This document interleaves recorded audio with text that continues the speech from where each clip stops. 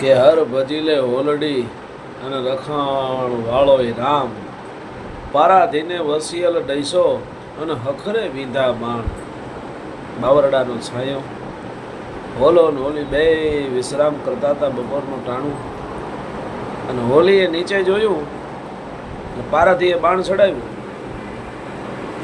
એટલે હોલીએ કાળને જોયું કહેવાય, કારણ કે પારાધી છે શિકારી છે એ હોલાને મારવા માટે બાણ ચડાવ્યું હતું. હોલાને હોલીને બેયને હોલાએ અધર જોયું, જેવું અધર જોયું એટલે માથેથી બાદ છે ચકર ચકર ચકર ચકર ચકર ચકર પોતાનું નિશાન સાધી રહ્યું હતું. હોલાને હોલીને બેયને મારવા માટે થઈને એ પણ આતુર હતો. એટલે બપરી હુનરી પીવું છે અબ આયો મરનો હરી. હોલી હોલાને કહે છે, હોલા નીચે કાળ છે. હોલો હોલીને કહે છે, હોલી ઉપરે ક્યાં ઉડીને જાય, ઉપરે કાળ છે. બપરી હુનરી પીવું છે અબ આયો મરનો હરી.